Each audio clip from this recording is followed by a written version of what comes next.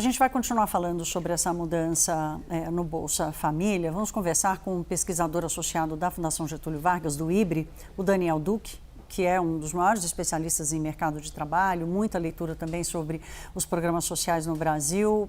Daniel, obrigada por ter aceito o nosso convite e boa noite. Eu agradeço, Thaís. Muito obrigado pelo convite. Daniel, nós tratamos aqui das mudanças, a redução do tempo de permanência nessa rede de proteção, mas uma delas que chamou a atenção foi a desindexação do salário mínimo, né? E a escolha por um valor fixo ali, dos R$ 706. É uma gota no oceano do ponto de vista fiscal, mas tem um efeito maior, por exemplo, na gestão do programa ao longo do tempo? Sim, sem dúvida. Eu diria que esse é um dos primeiros passos, né, que eu acredito que o governo esteja ensaiando para uma medida que se sabe que é necessária, né, que é uma desvinculação maior de certos benefícios sociais do salário mínimo. Porque, na verdade, né, o salário mínimo ele é um preço mínimo do trabalho, né? Ele é um trabalho formal, né? De um emprego formal, ele orienta ali os salários de pessoas empregadas, né, por empresas, o que não deveria estar de forma alguma atrelado ao ao andamento, né, à evolução de benefícios sociais que são realmente que deveriam ser inclusive indexados diferentemente, né? O salário mínimo ele é realmente relativo, deve ter um aumento relativo à produtividade, claro, é recomposto por inflação passada, enfim.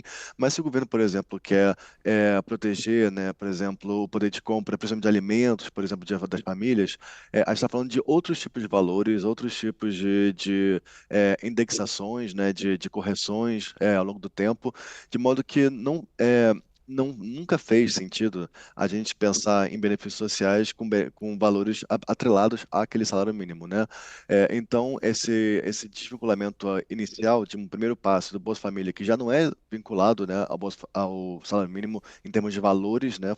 É um dos primeiros programas que não tem essa vinculação, diferente do BPC, por exemplo, entre outros.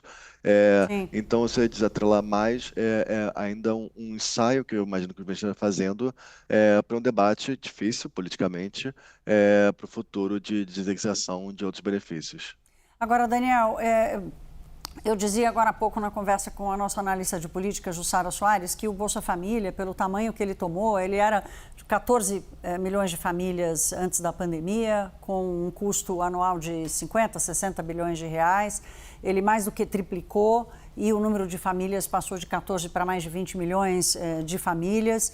E com as mudanças nessas regras de transição e tudo mais, ele acabou virando uma espécie de estacionamento, né? Como se as pessoas ficassem estacionadas. E há uma cobrança do setor privado, de economistas e também da classe média por uma política pública que crie pontes para que essas pessoas consigam atravessar e fazer parte do mercado de trabalho. Eu queria te ouvir sobre essa configuração, se você acha que ela realmente pode ser eficiente, você que é um estudioso do mercado de trabalho no Brasil. Acho que um ponto importante de notar é que antes da pandemia, né, até 2019 mais ou menos, o Bolsa Família ele sempre foi mais ou menos, o valor do benefício sempre foi mais ou menos 10% do salário médio, né? É, Ali no final no meio de 23, quando a gente teve as últimas expansões dos benefícios, o valor do benefício médio do Bolsa Família, ele estava em torno de 25%, ou seja, um quarto do salário médio do país. Isso a gente está falando da média. Se a gente pegar ali mediana, se a gente pegar estados, regiões um pouco mais pobres, etc., aí a gente está falando realmente de um benefício que vai ser um benefício médio que vai chegar quase à metade ali de um salário mediano. Então, na verdade, é isso que é uma configuração que realmente mudou muito em relação ao passado. Estudos anteriores, estudos antigos do Bolsa Família, não encontravam nenhuma relação do programa, do efeito do programa, com, por exemplo, as pessoas tentando procurar emprego, né? O que a gente chama de oferta de trabalho, né? As pessoas continuavam se inserindo no mercado de trabalho, às vezes até ajudava, né? Quando você estava de mães e tal, é, isso ajudava no programa. Mas isso era quando era um valor muito diferente do que é hoje, né?